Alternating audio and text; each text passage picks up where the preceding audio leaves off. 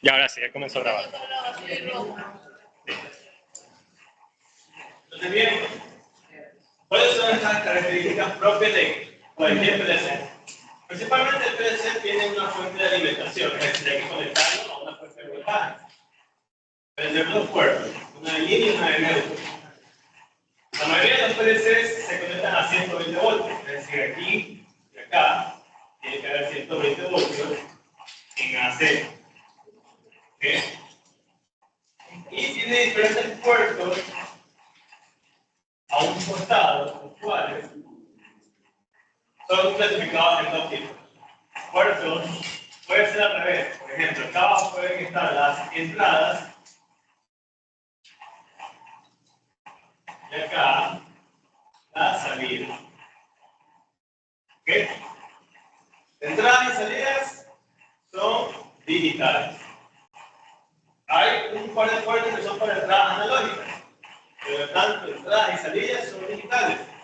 A veces voy a tener acá unas cuantas entradas analógicas. ¿Ok?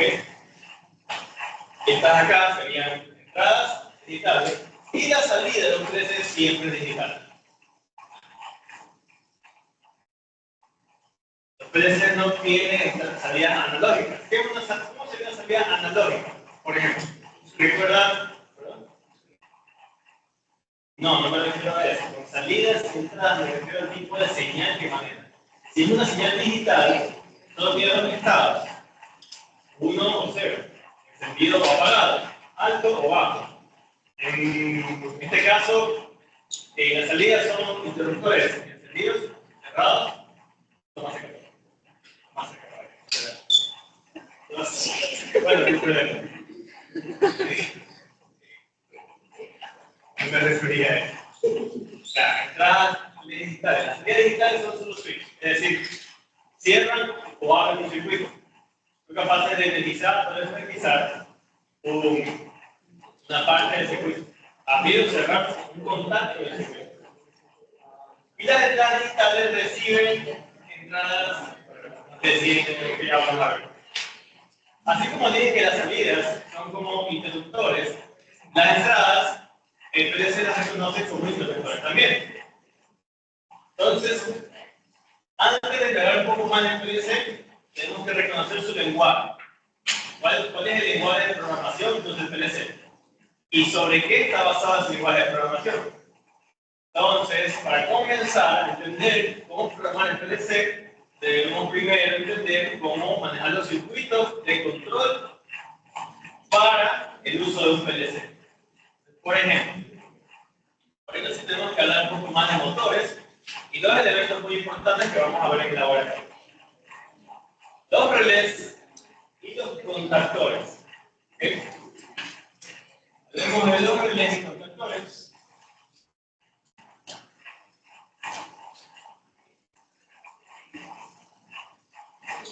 Realmente un contactor tiene un tamaño moderadamente grande en comparación con un relé.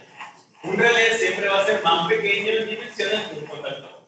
La razón es sencilla: el contactor suele utilizar sus contactos, veremos cómo funciona eso, para realizar circuitos de mayor potencia. Y quiere decir que estos circuitos tienen circulando corrientes más altas que un circuito que solo tiene conectado a un relé. Estamos hablando de corrientes de 30, 50, 100, 200 amperios, 300 amperios, porque hay motores que consumen esa corriente. Así que el contactor es capaz de manejar un motor de esa capacidad. Motores ya de tamaños de una mesa entera, motores de estas dimensiones, pueden ser motores de unos 50, 100 HP. Entonces estos motores no pueden arrancarse, no pueden conectarse con un relé. El relé hace mucho. Maneja corriente hasta 20 amperios, 30 amperios, no más. O sea, una corriente mayor a esa quemaría el relé. Y tanto los relés como los protectores se pueden conectar a 120 o 240 voltios. 220 también. 120, 220, 110, 240. Y como yo antes les había explicado como un relé, nunca se lo grafiqué en un diagrama, pero yo siempre les decía, el relé es una bobinita, ¿verdad? Siempre les decía, esto es una bobina. Hay dos patitas en que el relé siempre se conecta a una fuente de voltaje. Esto puede ser un toma corriente, puede salir de una fuente, cualquiera. Digamos que es de 120 voltios, AC. Porque ahorita vamos a ver más que nada relés y contactores. Pero en AC. Por ejemplo, el relé que les mostré el Arduino, que es una chiquitita, es un relé DC, usa corriente continua.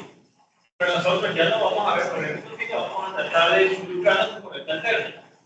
Los principales equipos que utilizan corriente alterna no son tanto los relés, sino los contactores. Ya que más adelante vamos a ver que los relés se pueden simular dentro del PLC. ¿Qué quiere decir? Que no necesitan un relé físico. Lo programan dentro del contactor del PLC y funciona como un relé virtual. Ya vamos a ver por qué se puede hacer eso y para qué. Pues más que nada se utiliza para ahorrar conexiones físicas. Eso es lo interesante del PLC, que el PLC maneja todo un circuito virtual. No requiere conexiones físicas, te ahorras en cable, ahorras en relés, en conectores, en puertos, pero lo que sí necesitas físicamente, que es lo que va a, digamos, a arrancar un motor o a controlar un motor, a encender o apagarlo, va a ser los contactores. Porque son los contactores los que están, digamos, físicamente en estos circuitos de alta corriente o de alta potencia. Entonces, los contactores son los que requieren ese tipo de esa cantidad de potencia a manejar. Los relés, por otro lado, se usan más para el control. Ya veremos a qué me refiero con que se usan más para el control. Ahora, volviendo al esquemático de un relé, este tiene un núcleo. Como si fuera un transformador, ¿te acuerdas? Un transformador tiene una bobina, tiene un núcleo. Déjame verificar que estoy enfocando bien. Sí. Entonces es como un transformador, tiene una bobina y un núcleo. La diferencia entre un relé contactor y en el caso del transformador es que no hay una bobina de secundaria. O sea, digamos, esto puede ser un primario y acá es un transformador de secundario. Aquí no. Aquí solo hay una bobina, un núcleo y de paso hay un espacio. Esto es como una especie de formación y unos resortes por aquí que hace que esto pueda moverse y pegarse. Y aparte, en el espacio de aire que está aquí, están acopladas dos placas metálicas. Son los contactos del relé. Y esto, si fuera una caja, sería así. Y a veces hay un tercer contacto, que es porque aparte hay otra parte del núcleo que tiene un contacto que está pegado, que está cerrado, que cuando el relé se abre, se despega. Entonces, aparte sale otra patita, pero aquí no puedo dibujar porque no me alcanza. Pero el mecanismo está diseñado de tal forma de que se está acoplando otra parte más del circuito que está pegado a un contacto. Pero asumamos que esto es el contacto. Este contacto, normalmente, si no estuviera energizado, aquí hay un switch. Si esto estuviera abierto, normalmente estos contactos estuvieran abiertos. Si esto se cierra, estos contactos pasan a estar normalmente abiertos a cerrados. ¿Por qué? Porque cuando se cierra el circuito, el relé se energiza y este produce un campo magnético. ¿Ok? Produce líneas de campo magnético. El campo magnético, al estar en presencia de un núcleo ferromagnético, suele ser atrapado por el núcleo. La característica principal de un núcleo ferromagnético es que tiene una alta capacidad de contener líneas de campo magnético. Obviamente, en la práctica hay unas cuantas pérdidas de campo, y eso representa una pérdida de energía. Pero la mayor parte del campo magnético queda atrapado en el núcleo. Que al circular por el núcleo, el campo magnético tenderá a unir estos espacios. Se crea un campo magnético aquí, lo suficientemente fuerte para pegarse. Y al pegarse, estos contactos aquí cierra.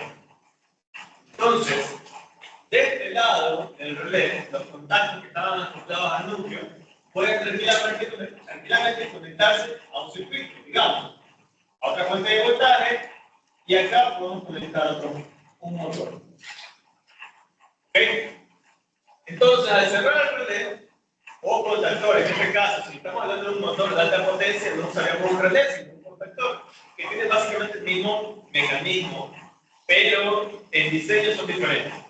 Porque el contactor tiene que ser mucho más grande, ya que necesita transportar una corriente más alta. Mientras más corriente circula en un circuito, el circuito tiene que tener dimensiones más grandes. Porque la capacidad de corriente de un conductor depende de su tamaño. Por eso los calibres de los conductores son mayores. Con el número, obviamente, cuando es un cable número 2, es más grueso que un cable número 10. Es al contrario, mientras mayor sea el número de calibre, más fino el cable. Pero conforme van viendo que el calibre baja, número 1, 0, 2, 0, esos cables son mucho más gruesos en el área transversal. Porque necesitan transportar más corriente sin quemarse. Saben bien que un conductor tiene una capacidad límite de corriente. Superar esta capacidad, el conductor se funde y quema el cable. Lo mismo pasa con otros componentes, contactores, relés, incluso motores. Porque por dentro, todos los componentes eléctricos tienen conductores. Todo conductor tiene una capacidad. Si un conductor tiene que transportar unos 200 amperios, digamos, traducido en cables, ese sería un cable 2.0 aproximadamente, entre 2.0 3.0, para que pueda circular 200 amperios. Un cable 3.0, no sé si lo han visto en persona, pero es más grueso que este marcador. O sea, tiene más diámetro que el marcador. Un cable realmente robusto. Entonces, imagínense el tamaño que debe tener un contactor, en el cual van a tener 3 fases, y debe tener una bobina, y debe estar encapsulado. Entonces, el contactor ya es una cosa así. Ya es como una cajita, algo grande. Hay contactores que son realmente grandes. Y eso sí tiene que ser conectado físicamente, así sea el PLC. Porque es lo único que se va a encargar de transportar esa corriente alta. ¿Ok? Para poder energizar un motor en este caso. Entonces, cuando se energiza el relé del contactor, puede cerrarse el circuito en otro lado. Lo que se está haciendo aquí es acoplar diferentes circuitos. Separar un circuito, que puede ser un circuito de control, y separar un circuito, que es el conocido circuito de potencia, o también llamado circuito de fuerza. El circuito de potencia o de fuerza es por los niveles de corriente y de potencia. Acá se manejan corrientes pequeñas, en la bobina. Acá no llegan ni a 1 amperio. De hecho, la bobina de un relé maneja corrientes en el orden de los miliamperios, corrientes bajitas. En cambio, en el circuito de potencia, el circuito de fuerza, se manejan corrientes superiores a los 5 o 10 amperios. ¿Cuánto menos? O sea, mínimo esa cantidad de corriente se maneja en el circuito de fuerza. Por esa razón se usa el conector y el relé para separar esto, el circuito del otro. De esa razón, de esa forma, el PLC utiliza sus salidas generalmente para analizar solo contactores. Y el contactor es el que le da el cierre del circuito a un motor, por ejemplo, o un circuito de mayor consumo de energía o mayor consumo de corriente. ¿Ok? Entonces, vamos a ver cómo son los circuitos de control, que esto es lo que más me interesa que aprendan, porque de esto depende la teoría y la programación del PLC. Porque aquí vemos como un circuito de fuerza. Es un esquemático muy sencillo, pero vamos a ver otro esquemático en el cual les voy a mostrar cómo se ven los contactos, cómo se grafica un contactor, cómo se hace el diagrama de control. Entonces, antes de introducirnos a la programación del PLC, que aquí ya está reconocido, ya está aunque sea un pequeño reconocimiento de lo que compone el PLC. Las entradas generalmente se representan con pequeñas letras y tiene numeraciones. La primera entrada está numerada como I00, la segunda sería I01, después viene I02, y así hasta unas 8 entradas, que es el modelo del PLC. Hay otros PLC que tienen más entradas y otros que tienen menos. Depende del modelo del PLC. Y las salidas generalmente están como con la letra Q. Q01, Q02, perdón, Q00, siempre comienza en 0, disculpen. 01, Q02 y así en adelante. Depende de la cantidad de salidas que tenga el PLC.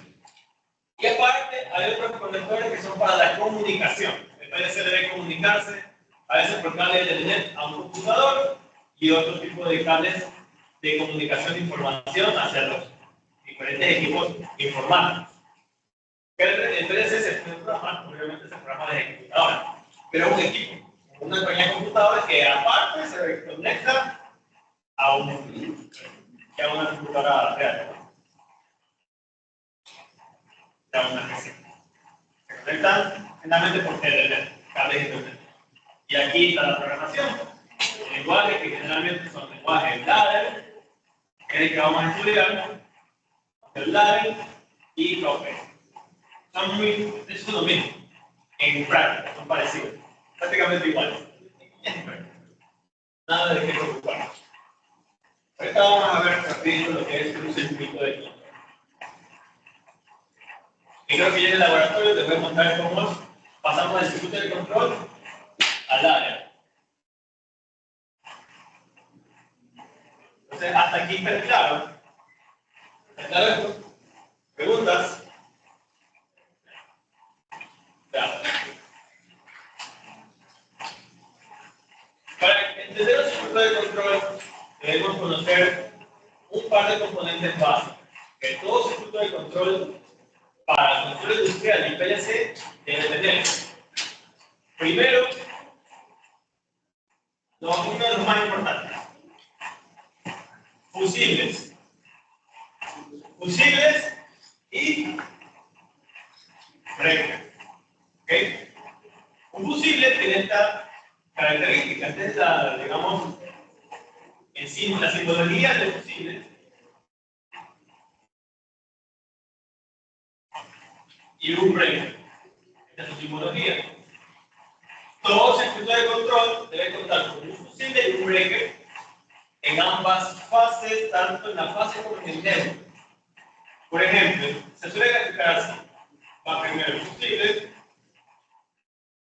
va el breaker, para lo que es la línea, para el neutro también va un fusible y también va un breaker. Esta es la forma en la que hacemos un circuito. Debería ser como que las barritas, la línea y el neutro. Aquí iría generalmente de 120 a 0. Puede ser 120, 220, 240 o para los 40. Puede ser los 40. A veces tiene 240, sino que pueden tener 208, que es un voltaje trifásico muy convencional, muy utilizado. ¿Ok? Estos breakers suelen ser de 15 o 20 amperios, no son de alta capacidad. Y los fusibles también son de 15 o 20 amperios. El fusible y el breaker deben tener casi que la misma capacidad. Otro componente importante son las famosas botoneras. Debe tener un botón que es conocido como el botón de marcha o le llaman start. En esta simbología. Es un botón que al pulsar hace contacto en estas terminales. Vean esto que estas terminales acá, veanlo como puntos de conexión del circuito. Es decir, aquí se puede conectar una resistencia, un motor en serie y cerrar el circuito con una fuente. Por lo tanto, esta botonera, al presionarla, se hace contacto y cierra el circuito. Pero cuando lo sueltan, se abre el circuito. Es una botonera, es un resorte de esta forma que cuando ustedes presionan la botonera, hace contacto y cuando lo sueltan, deja de hacer contacto. Son botoneras de arranque, de marcha o start, se llama. Start o botoneras de marcha. Estas suelen tener color verde. Se caracterizan por el color. Son de color verde por normativa. Y tenemos aquí las botoneras de paro. ¿Ven la diferencia? El botón móvil está por debajo de los contactos. ¿Qué significa? Que la botonera de paro normalmente está cerrando el circuito. hace contacto. Y cuando ustedes presionan la botonera, esto se empuja hacia abajo y deja de hacer contacto con estos terminales de aquí. Entonces la botonera de faro, cuando ustedes la presionan, abre el circuito y detiene la circulación de corriente, apaga los relés, los contactores, todo lo que se conecta al circuito. Y es por eso que se llama botonera de faro. Detiene el circuito. Que abre el circuito como tal, como un interruptor, pero en este caso de una sola pulsación. Entonces también se llama stop o botonera de faro. Entonces, estos son los componentes más importantes después de lo que es el contacto en un circuito. ¿Okay? ¿Qué nos falta por ver antes de armar un circuito? Otro componente muy básico, pero este está relacionado con los relés y contactores. Estos componentes son los contactos. Y aquí hay que tener mucho cuidado porque muchos los pueden confundir como si fueran capacitores, y no son capacitores. Esto aquí se conoce como un contacto. Hay dos tipos de contactos. Un contacto que normalmente es abierto y que cuando se enciende el relé del contactor, el contacto pasa de estar abierto a cerrado. Luego los contactos de acá, los que son normalmente cerrados, que cuando se enciende el circuito y se revisa la bobina del contactor, pasan a estar normalmente abiertos. Entonces, normalmente abierto se define a veces NO y normalmente cerrado se pone NC. Es por los siglas en inglés. Normally open y normally closed. ¿Okay? Entonces, cambian de estado siempre que su bobina de contactor o relé se energiza. ¿Okay? Entonces, estos son los contactos. Los contactos son tanto para el relé como los contactores. De hecho, por eso se llama contactor, porque su única función es cerrar el contacto. El relé ya tenía su nombre años atrás de contactor. Entonces, vamos a hacer un pequeño esquema, un ejemplo, antes de ir al laboratorio. Y les voy a ir explicando. Voy a conectar una botonera de faro. ¿Okay? Y en serie voy a conectar una botonera de marcha. Este es faro. Este es marcha.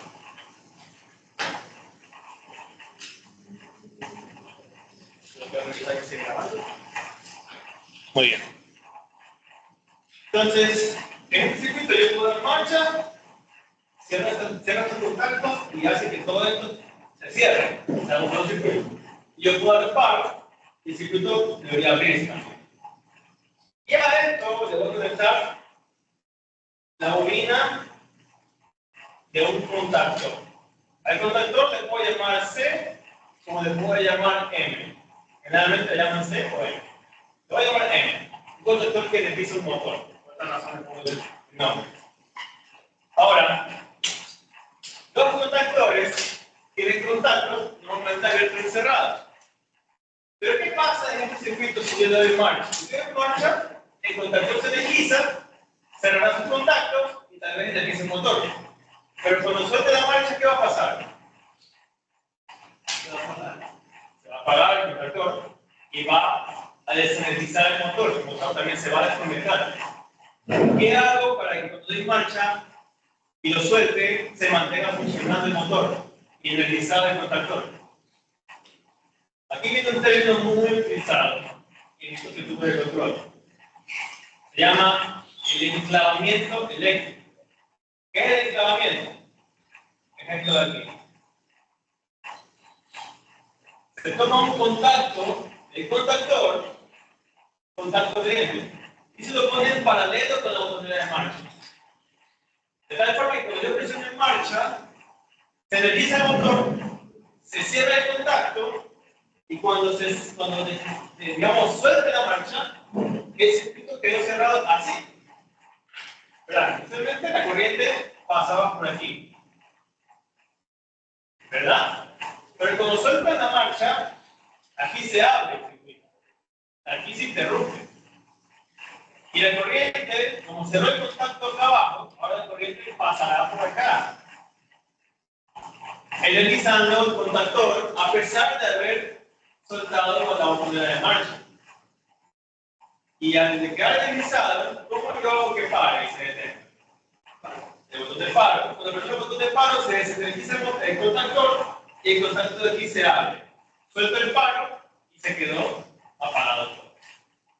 Entonces así es un circuito pequeño, convencional y básico de control. Normalmente utilizando el PLC para utilizar motores o para utilizar en otra aplicación. Pero creo que más del 50% de las aplicaciones son motores. O me atrevería a decir más del 90%. Se utiliza mucho en las industrias que manejan maquinarias pesadas. Y es muy práctico porque se ahorra mucho el cambiado de relés. Ya verán que más adelante habrá que se usan relés. También vamos a utilizar otro componente más. Hay varios tipos de relés. Y esto va a ser conocido ahorita antes de laboratorio. Vamos a ver 3 tipos de relés. Pero hay un montón de tipos de relés acá. Si algún día escuchas de un relé y un nombre y que no lo conoces, no te preocupes, hay como 100 tipos de relés. O más. Nosotros vamos a ver 3. Porque el resto de relés son relés para otras aplicaciones. Para el control PLC, basta como utilizar 3 relés. Pero ya hay otras aplicaciones de electricidad donde aparecen otros relés, que son relés de protección, relés de monitoreo, hay otros tipos de relés que son para relés mecánicos, para protección mecánica, para protección eléctrica, un montón de relés, relés sobre corriente, relés de frecuencia, de alta y baja frecuencia, de bajo voltaje, de alto voltaje, hay un montón de relés. Pero nosotros vamos a ver solo 3 tipos de relés. El famoso relé electromecánico. ¿Qué es un relé electromecánico? Es el relé de toda la vida que ustedes han visto alguna vez. Incluso ese chiquitito que yo les mostré de Arduino, que era esa cajita azul pequeñita, ese es un relé electromecánico. ¿Por qué se llama electromecánico? Porque tiene una parte eléctrica, con una bobina que se conecta a una fuente, y tiene la parte mecánica, que es la parte móvil, que cierra los contactos. Es un relé electromecánico convencional. También le llaman relés de sello o de bloqueo.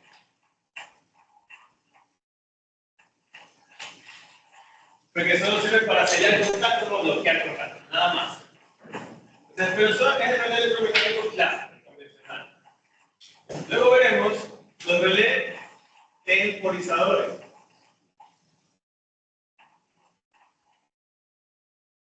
Estos relés son muy útiles. Cuando se energiza el relé, un relé temporizador lo que hace es lo mismo que un electromecánico, pero después de un cierto tiempo. Pasa un tiempo determinado, desde que se energiza el relé y este cierra su contacto. ¿En sello o bloqueo? Y por último veremos los relés térmicos de sobrecarga.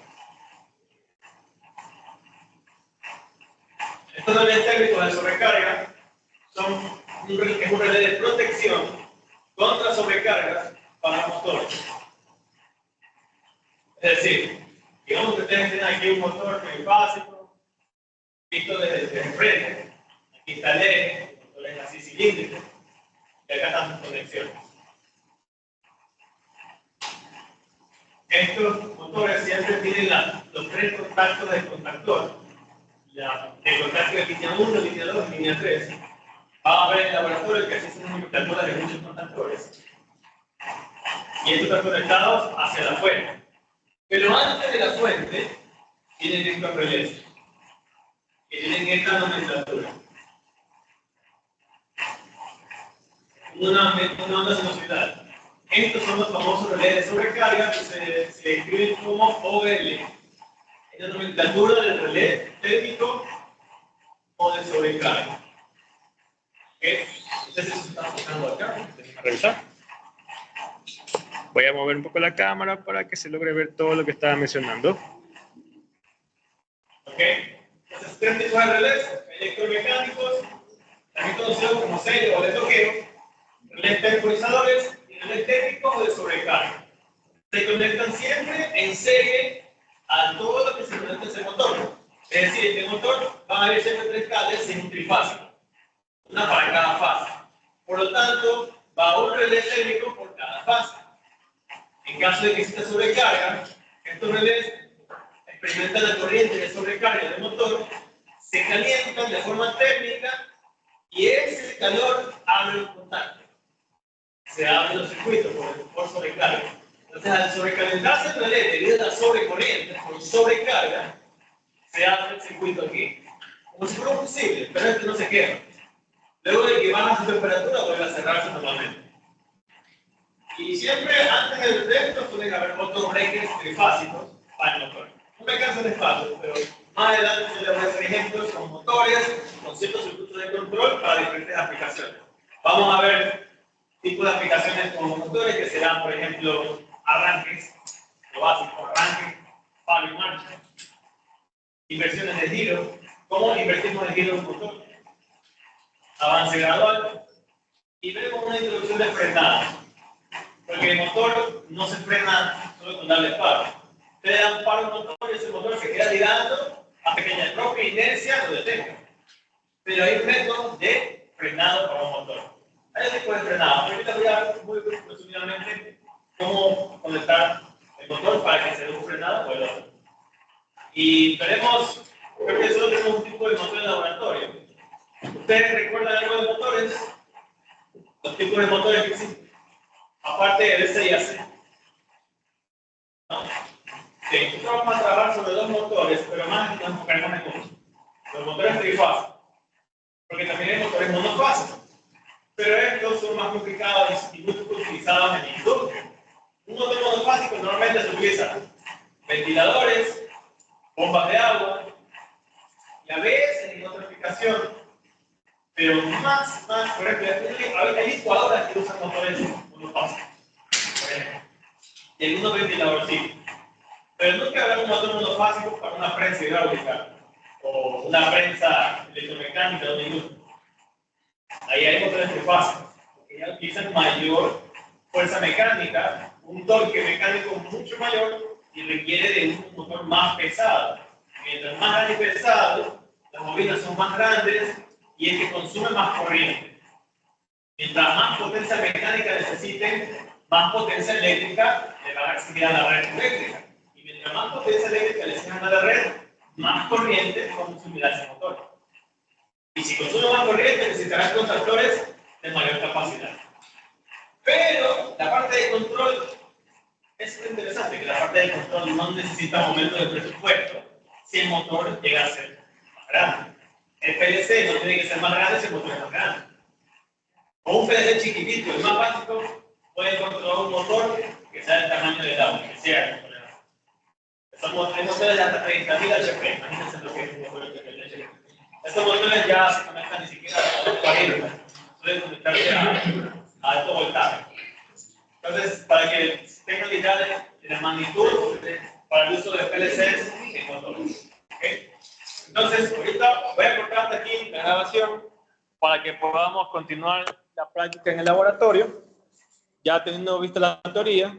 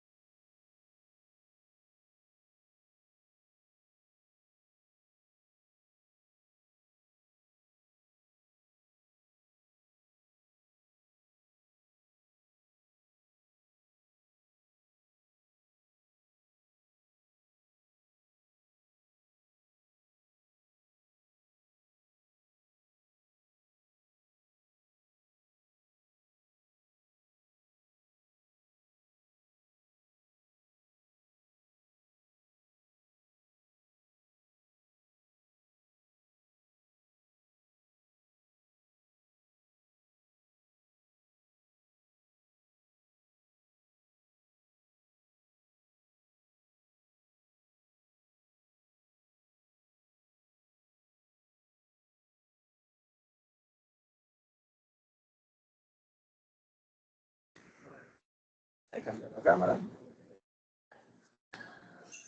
Listo, aquí se les pega esa luz. Entonces, explicando lo que es el contactor. Primero el relé, pues, como les dije, el relé, entre tamaño, contactor y el relé, hay una enorme diferencia. El relé siempre va a ser más pequeño. El relé tiene varios pines, y la gran mayoría de los pines del relé son contactos normalmente abiertos y normalmente cerrados. Vienen en pares. Son 6 contactos, 3 son normalmente abiertos, 3 son normalmente cerrados. Y si son 8, 4 y 4. Y hay 11. Exacto. Quiere decir que 3 pines de los 11 son, uno es neutro, una línea para 120 y otra línea para 240. ¿Cuánto se queda después? 8. 4 son normalmente abiertos y 4 son normalmente cerrados. Entonces siempre están contaditos para cada cosa. Pero el contactor no es tanto como el relé. Hay una diferencia muy grande. El contactor tiene aquí en la parte frontal 4 contactos. Una entrada, una salida, una entrada, una salida, una entrada, una salida, una entrada, una salida. 3 de esos contactos suelen decir acá. Suelen ser así, por ejemplo. 1, 2, 3, 1, 2, 3 y bueno, tienen 4. Pero los 3 primeros generalmente son para la parte de fuerza. Es decir, son la parte que maneja mayor corriente. Ah, de aquí para acá. Esto es lo que suele conectarse a la parte trifásica para energizar un motor. Voy a traer el motor. Está. Es que dice el primero. O sea, este siempre es el primero. Está bien. Este es el motor trifásico. Otro pequeñito debe ser el de medio HP. Quiere decir que esos son 346 vatios. Muy poca potencia. Un HP vendría a ser casi el doble del tamaño, 2 HP así, más o menos en dimensión suele ser proporcional a la potencia. Esto es como el de una bomba. Es como una bomba de agua. La bomba de agua suelen ser de medio HP. Máximo que un HP si es una bomba de una piscina o algo más grande. ¿Okay? Pero al ser trifásico no lo van a llevar a una casa, porque en un hogar no tiene voltaje trifásico. Y jamás se puede conectar monofásico a un motor, se quema, no arranca. Tiene que ser trifásico, ya les voy a explicar por qué. Entonces, si yo conecto las 3 fases en los terminales de contactor, las otras 3 deben conectarse a la fuente. Cosa que cuando el contactor se energiza, esto se pega. Cierra contacto y se cierra el circuito trifásico y el motor arranca. Y se preguntarán, ¿y estos 2 contactos aquí para qué son? Son contactos auxiliares. ¿Qué significa? Que el contactor, son los contactos que necesita el conductor para enclavarse. Recuerden que yo uso un contacto para enclavar la marcha, son estos 2 de aquí. Justamente enclavan la marcha.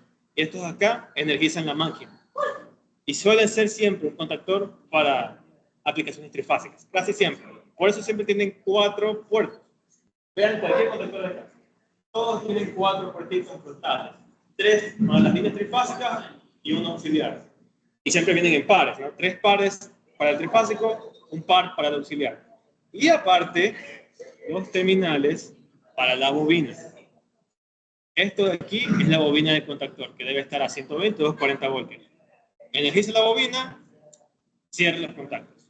Solito se cierra. Solito se cierra, por la fuerza electromagnética dentro del núcleo. Es lo que yo les expliqué en la pizarra, ¿no? El núcleo se pega cuando se energiza la bobina. Y al pegarse el núcleo, mueve sus contactos.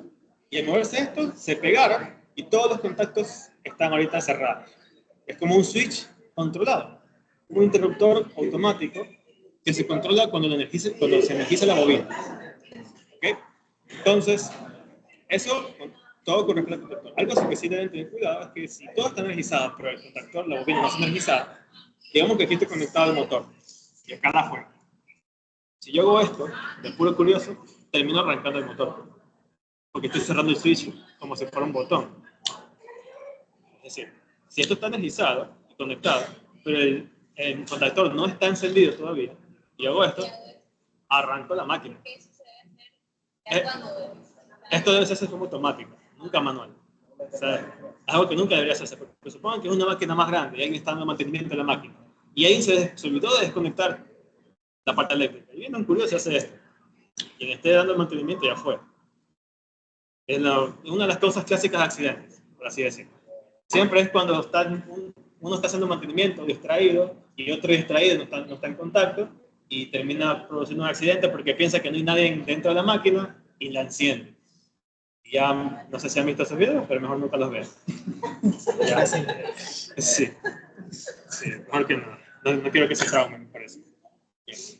Entonces, eso sería todo con respecto a los contactores. Ya les voy a dar otra introducción sobre otras maquinarias que quiero mostrar.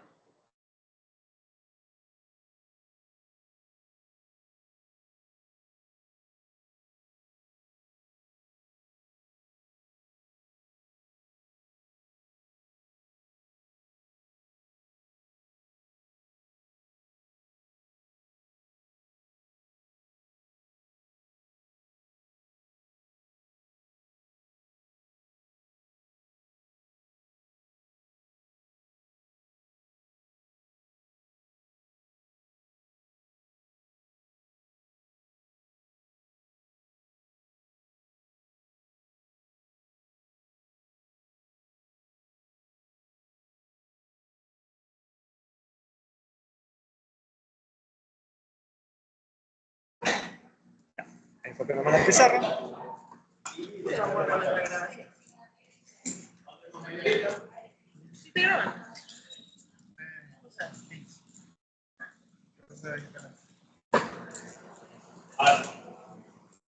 ¿Está bien? Ya. Entonces, ¿qué les iba a explicar? Sí está grabando, ¿verdad? No la grabación de... Sí. Sí, estás grabando y transcribiendo. Ya, listo. Listo. Bien. Se les había explicado. Un motor trifásico tiene 3 cables para conectar. Hay 2 tipos de conexiones trifásicas, ¿no recuerdan? Hay una delta, estrella. estrella y delta, o delta y triángulo. Delta o triángulo está aquí. Esto es Y o estrella. ¿Ok? Entonces, muchas veces dicen el motor está conectado en Y o está conectado en delta. Y siempre va a ser así. Un motor tiene conexiones trifásicas.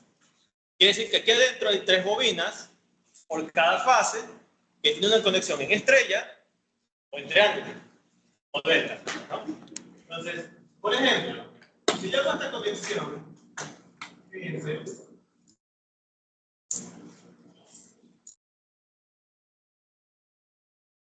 ¿qué tipo de conexión es esta?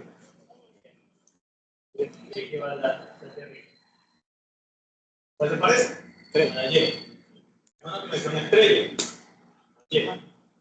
Siempre la conexión Y o estrella tiene un punto en común, que viene a ser Invirtiendo mala. el punto neutro. Y acá, línea 1, línea 2, línea 3. Ahora, si yo quiero, bueno, vamos a poner una lista, digamos que tenemos así. Físicamente, por dentro, no se ve así en las bobinas. ¿Okay? Las bobinas están geométricamente ubicadas de tal forma que se genera un campo magnético que logra girar el motor. Eso lo veremos ya más adelante en prácticas. Y es una base de diagrama de cómo se vería. Pero si yo así, como con este motor, teóricamente le quiero conectar un contactor para que lo arranque, en las tres dicen cómo se explique, deberían conectarse los contactos de un contactor. Es decir, aquí viene el contactor C o M, que le llamar, vamos a M, como la otra. Estos son las partes de contacto de los contactos del contactor. Es decir, las tres líneas que yo les mostré son las que van conectadas justamente aquí. Cuidado, mejor te diré que los sostengas. Bien. Debe estar justamente aquí. Entonces, cuando esto cierra, el motor se energiza y arranca. ¿Ok? Eso nunca podría pasar con un relé. El relé jamás debería conectarse en la línea de fuerza. Generalmente hay mucha energía, mucha corriente y potencia que quemaría los contactos del relé, se fundirían. Por lo tanto, siempre va un contactor, que son los que manejan más energía, más potencia. ¿Ok? Entonces, así como debería conectar. Si fuera en delta, pues la conexión cambia nomás. Vamos a ver cómo sería en delta. Si quieren borro, creo que está clara esta parte. Quieren tomar una fotito de la conexión. Vamos a dibujar todo de cero.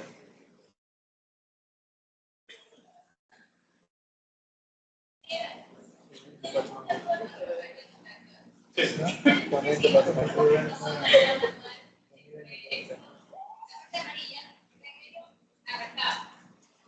Si todo está energizado, digamos, si el contactor está conectado a su fuente, pero no le ha dado botoneras de marcha, no ha arrancado manualmente.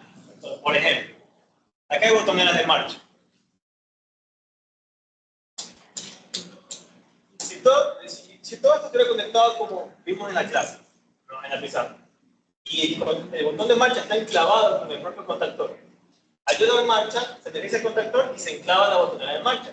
Cuando yo la suelte, el contactor igual quedó energizado. Y eso mantiene conectado el motor a su fuente, ¿no? Teoría. Si tú manualmente cierras el contactor, la parte amarilla del medio, al cerrarlo se energiza la bobina, arrancas la máquina y podrías enclavar la marcha de forma accidental, sin haber dado marcha. Podría pasar eso. ¿Por qué? Porque los contactos auxiliares que enclavan la marcha están en mí. Es decir, están aquí. Y al tú cerrar esto, cierras el contacto auxiliar que enclava la marcha y se energiza la bobina y dejaste enclavado y energizado el contactor. Y dejaste encendida la máquina. Arrancando un proceso que no estaba programado a arrancarse. Eso es peligroso porque estás en mantenimiento y estás haciendo eso por expulsión o accidente, o podrías arrancar un proceso que no está preparado para ser arrancado todavía.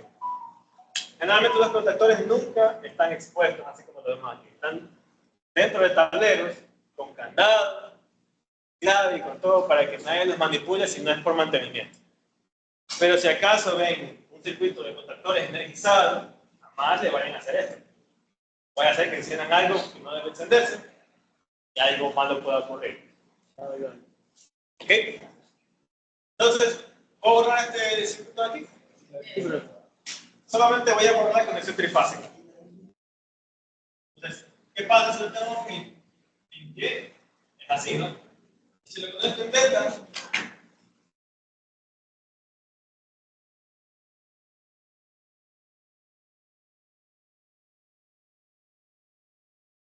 será algo así.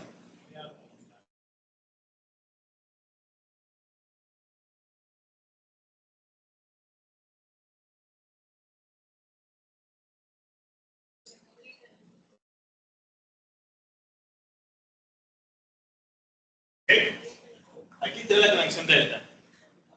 Es similar a un triángulo. Entonces, sea cuál sea la conexión, esfera o delta, el motor, por lo general, igual se conecta el voltaje que está diseñado. Hay conexiones, por ejemplo, hay placas en el motor que les dicen, este motor funciona a 120 voltios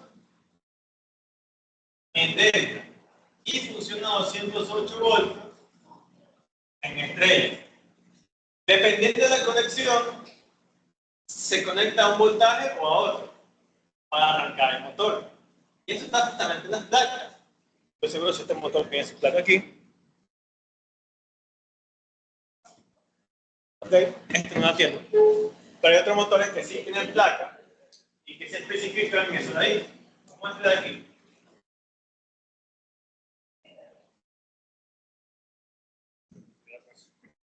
Por ejemplo, este motor. Ahora sí, sí me puedes ayudar enfocando justamente. Están enfocando mucho ahí. ¿Sí está enfocando bien? Sí, pero un poquito más. Listo. Porque justamente, no sé si se alcanza a ver los datos de la placa. Ya, ahí se ven, más o menos, ¿no? Ya. Hay una parte que dice el voltaje del motor, que es justamente aquí. 220 y aquí una doble Y. Y 440, una Y normal.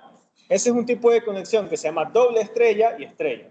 Nosotros solamente creo que ustedes han visto estrella y delta, nada más. Pero hay varios tipos de conexiones. Hay doble estrella, doble delta, delta simple, estrella simple. Cuando es doble estrella se conecta a 220 y cuando es estrella simple se conecta a 440.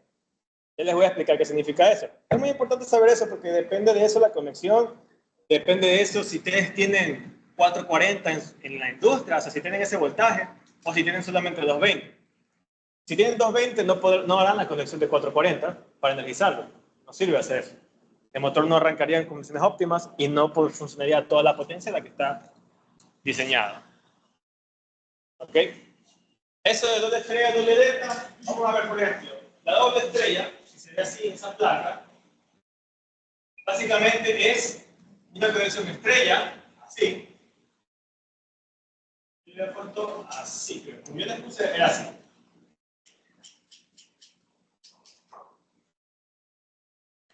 Otra forma de ver la estrella que es así. Okay. Pero la doble estrella no es más que tener la conexión estrella, pero con otra bobina más en paralelo. Significa que el motor no tiene solamente trifásico, sino que tiene 6 bobinas para conectar cada fase con un par de bobinas en paralelo. Cada bobina soporta 220 voltios.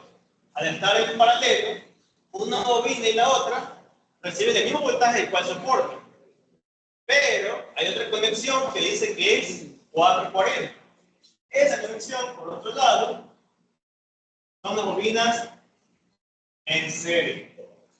¿Y por qué en serie? Porque cada bobina soporta 220 voltios. Si conectan 440 aquí, las bobinas funcionan de manera óptima. Cada bobina recibiría 220 de forma equitativa. Y la bobina del motor justamente es 220 voltios. En cambio acá conectan solamente por fase, van a conectar 220 voltios. Y cada bobina soporta 220 voltios. ¿Ok? De esa forma las bobinas no sufren daños. Pero si es de los 40, si es a 440, es porque esas bobinas están conectadas en serie. Eso es lo importante también en motores. Quería darles esa introducción porque vamos a ver tal vez unos 3 tipos de motores aquí creo que hay. Y cada uno tiene diferentes conexiones. Algunos tendrán Y, doble Y, otros tienen delta. Entonces, para que sepan esa particularidad.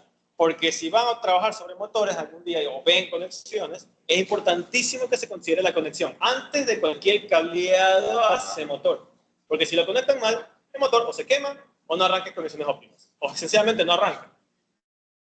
Y eso, pues, se pueden llegar a topar en algún departamento de ingeniería y decir, ¿qué pasó? ¿Por qué no arrancó? No se dan cuenta que fue una mala conexión en la parte trifásica. Es importante considerar las características del motor antes de trabajar sobre él. Entonces, por ejemplo, acá también pueden observar la placa del motor.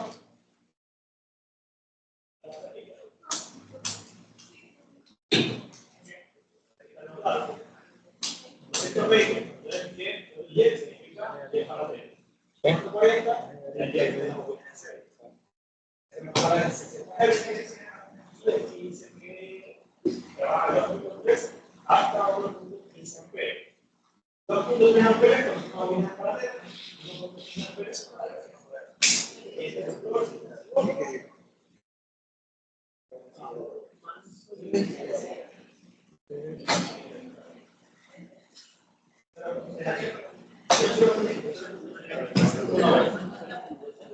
y aquí es una parte que se puede ver.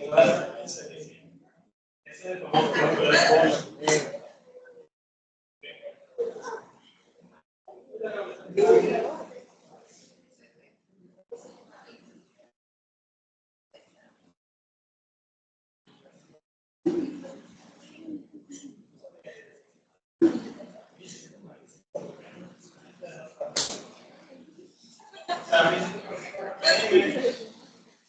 Un valor normal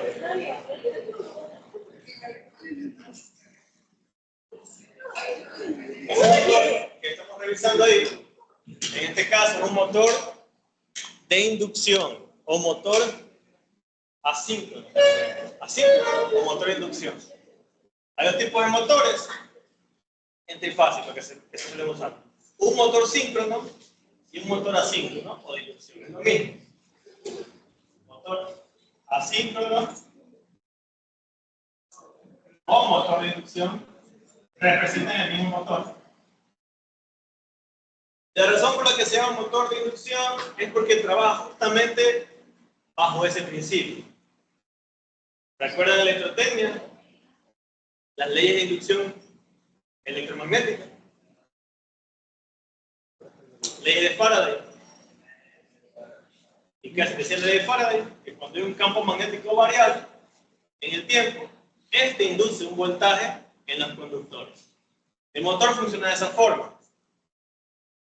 Las bobinas están puestas, digamos, geométricamente de tal forma que induce un campo magnético variable que energiza un circuito dentro del rotor. El rotor, que se mueve, aunque no lo crean, tiene un circuito dentro. Hay un circuito que recibe el campo magnético de las bobinas que se conoce como estator. Hay dos partes del motor. Un estator, que es la parte estática, mecánica, y el rotor, la parte móvil. El estator genera el campo magnético que induce voltaje en la bobina del rotor y el rotor genera un campo en respuesta al campo de inducción. Estos campos están de tal forma ubicados que cuando se cruzan generan una fuerza magnética. Esa fuerza magnética es la que hace rotar el motor. Y ahí digamos que hay un principio muy importante en los motores que se conoce como campo magnético giratorio. Justamente el rotor gira por un principio magnético que se conoce como campo magnético giratorio. ¿Y qué es el campo magnético giratorio? Literalmente es un campo magnético que está girando en el mismo sentido y en la misma velocidad del rotor. No se puede observar, pero si fuese un vector visible, dentro de las bobinas del motor, están así. Aquí está el rotor, el eje, y esta es la parte externa del motor. Estas son las bobinas de cada fase. Cada bobina genera su propio campo magnético. Aquí, otro por acá, y otro por acá. Pero, al ser trifásicos, las corrientes que tiene dentro de las bobinas del motor, cada corriente de cada bobina no están en el mismo valor durante el mismo tiempo. Porque al ser trifásico, en un punto del tiempo, un valor está al máximo, otro punto está por acá, y otro valor está por el negativo. Quiere decir que un valor es máximo, un valor está por la mitad de su magnitud, y de paso, otro valor negativo. Si ustedes suman vectorialmente esto de aquí, les va a dar como resultante un campo magnético que era esta dirección. Y conforme pasa el tiempo, uno va disminuyendo, otro va aumentando y otro va cambiando, porque los voltajes trifásicos, las corrientes trifásicas, influyen de la misma forma en los campos magnéticos. Y todo está desfasado 120 grados en el gráfico sinusoidal. Entonces, cuando pasa el tiempo, luego que esto cambia, el campo magnético tendrá esta misma magnitud, pero acá. Pasa el tiempo, ahora sí. Y empieza a rotar básicamente. Ese es el campo magnético giratorio. Está centrado en el rotor y gira a la misma velocidad de manera como campo que a lo que gira el rotor. ¿Ok? Entonces, para que quede claro sobre qué tipo de máquina vamos a trabajar, motores de inducción, motores que funcionan bajo un principio muy importante que es el campo magnético giratorio y que inducen voltajes y corrientes en el rotor. Eso hace que gire. Ahora voy bien. Ya creo que está claro sobre qué tipo de motores vamos a trabajar. ¿Cuáles son las conexiones que podemos utilizar? Motor de inducción con conexiones en Y paralelo, Y en serie, algunas estarán en delta, dependerá de la máquina. Y que aparte, pues, que se entienda por qué el motor gira, porque no gira por arte de magia. Realmente esto es una genialidad de la ingeniería. O sea, quien se inventó esto, sí, estaba viendo eso. Pero creo que se han escuchado el nombre de quien inventó esa máquina. ¿Quién cree que inventó la corriente trifásica y alterna? Tesla. Y también fue uno de los que, acompañado con otros científicos, inventaron los motores trifásicos. Se les ingeniaron para descubrir por primera vez el campo magnético giratorio. Y es justamente porque es un sistema trifásico que produce este campo magnético giratorio. Entonces, por eso es que llegaron a inventar el motor de inducción. Y también inventaron los generadores trifásicos, que son los que están en las centrales eléctricas. Funcionan casi de la misma manera, los generadores trifásicos. Solo que el generador lo que utiliza primero es un campo magnético fijo del motor, y al motor le dan vueltas como una turbina. Si se dan cuenta, el motor funciona energizando sus bobinas del estator, generando un campo magnético giratorio que gira el rotor. Pero si lo hacen al revés, si cogen un campo magnético fijo y le dan vueltas en el rotor, este empezará a generar voltaje en las bobinas, generando voltaje como una fuente de un generador. Entonces, en las centrales eléctricas tienen el mismo principio. Las bobinas están estáticas, conectadas a la red, y hay un rotor con un campo magnético que está girando. ¿Gira por qué? Porque hay una turbina que le pasa, por ejemplo, agua, un caudal de agua, de una central eléctrica, y esta gira con su campo magnético y hace que el campo magnético gire, induce voltaje, genera energía. Entonces, bien, como último, les voy a mostrar un pequeño ejemplo aplicado sobre un motor trifásico. Y vamos a introducir, ahora sí, una combinación entre relés interpolarizadores y lenguaje LADER. Lo hacemos algo más rápido. Recuerden el circuito que teníamos, era un fusible, el circuito de control, fusible, un breaker y el resto del circuito. Empezamos con una botonera de paro, una botonera de marcha y tenemos, por ejemplo, una bobina. ¿Qué pasa si en lugar de un contactor pongo un relé? El relé no podrá energizar el contactor. ¿Y qué pasa si en lugar de un relé convencional le pongo un relé temporizador? Entonces, a diferencia del contactor y el relé temporizador funciona casi de la misma forma. Pero aquí sucede algo. ¿Qué pasa si yo pongo un relé temporizador? Que dentro de un tiempo, que si yo pongámosle 3 segundos, este recién se resuelve. Si yo solo doy marcha y suelto al instante, no va a pasar 3 segundos para que se enclave solito, ¿verdad? Eso no va a pasar. Por lo tanto, un temporizador o un relé temporizador jamás se conecta directo a la marcha. Nunca, porque no es capaz de por sí solo enclavarse. Necesita pasar un tiempo para que se enclave. Lo que yo tendría que hacer para que se enclave el temporizador es mantenerme ahí 3 segundos hasta que el temporizador cierre su contacto. Ahí suelto, ya quedó enclavado. Pero no es la idea, ¿no? Nunca se piensa utilizar una botonera de marcha para tenerla ahí durante 3 segundos hasta que arranque.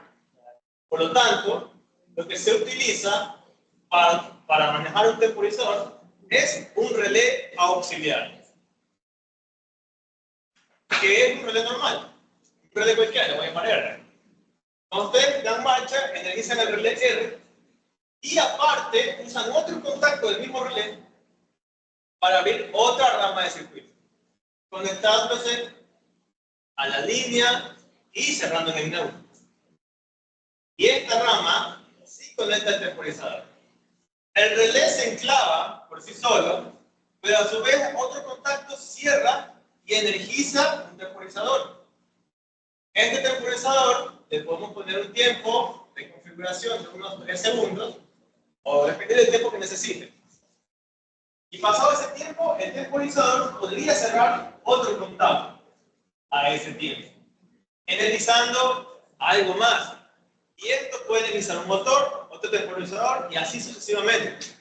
De hecho, hay ejercicios de control en los cuales pueden hacer funcionar el proceso de la siguiente manera. Arranca el proceso, energiza un motor. Después de 3 segundos, energiza otro motor, pero se apaga este. Después de 3 segundos, energiza otro motor y se apaga el anterior. Pasan otros 3 segundos, energiza el primero y se apaga. Y así, secuencialmente y cíclicamente. Es un ejercicio que si lo hacemos en circuito de contacto necesitamos 3 bobinas de contactores, uno por cada motor. Vamos a necesitar también 3 temporizadores, porque teneriza uno, temporiza el segundo. Teneriza el segundo, temporiza el tercero. Se teneriza el tercero y temporiza el primero. Y así sucesivamente. Para la próxima clase vamos a hacer ese ejercicio, pero ahorita igual termino de explicar rapidito, por ejemplo. Sí. Exactamente. Yo les digo, por ejemplo, ¿no? Lo que les estaba explicando. ¿Cómo sería si después de este tienes que energizar otro motor? ¿Está claro este diagrama? ¿Sí se entiende? Sí. Porque eso, yo les voy a evaluar esto.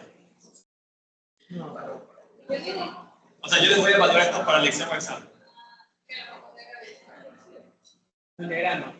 Así como el primer parcial. ¿Se llama dibujar hacer el circuito? Pues sí. En este caso van a hacer el diagrama de control. Diagrama de control para el examen. Ahí no se les voy a tomar. No esto, pero es un ejercicio parecido. Por eso quiero que quede claro qué vamos a hacer con este tipo de circuito. El paro tiene una marcha de un relé que tiene una bobina que es como un circulito. Todas las bobinas de relé, contactores o temporizadores son como circulitos. Están representados así en el diagrama. Ese es el símbolo. El relé se enclava, pero a su vez cierra este segundo circuito. Tiene un temporizador. El temporizador, pasados 3 segundos, recién energiza un contactor que arranca un motor, por ejemplo.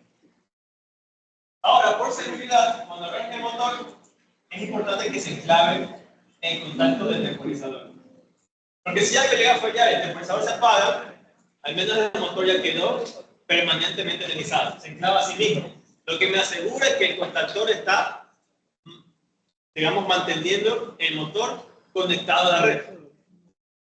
¿Y qué pasa si aparte, cuando se energiza el motor, quiero arrancar otro motor, pero después de un tiempo? ¿Cómo hago eso concatenadamente?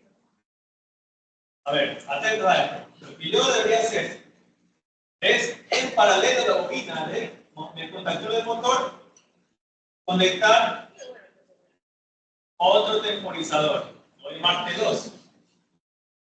Cuando se energiza esto, primero se energiza el motor, la bobina del contactor del motor.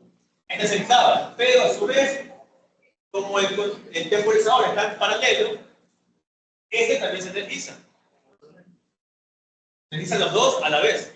Están conectados en paralelo, reciben el mismo voltaje. Entonces, pasado un tiempo, por ejemplo, acá les voy a poner 5 segundos. Acá se energiza otro circuito.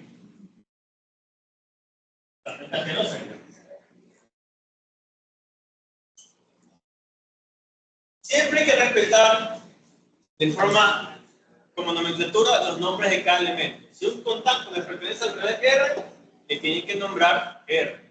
Este contacto también pertenece al relé R, le tienen que llamar R. Si el temporizador tiene este contacto, este tiene el nombre T.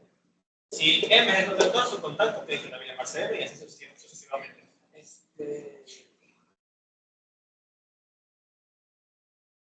Entonces acá, por ejemplo, yo conectaré un segundo motor. Y este también tiene que clavarse contactos por seguridad. Por ejemplo, ¿cómo funciona este circuito? Vamos a estudiarlo antes de acabar la clase. Primero, dan marcha, ¿no? Primer paso. Arrancan y dan marcha. ¿Qué sucede después? Se energiza un relé. Este relé después energiza el temporizador T. Luego, transcurren 3 segundos y se energiza el motor. Lo vamos a llamar M1. Se energiza M1. M1 también energiza el temporizador C2. Luego pasan 5 segundos y se energiza finalmente el motor M2. Entonces, si hacemos una secuencia de operaciones, es así como debería funcionar mi aplicación con este circuito. Y esto que acabamos de ver como diagrama de control es lo que se debe programar en PLC con el lenguaje Ladder.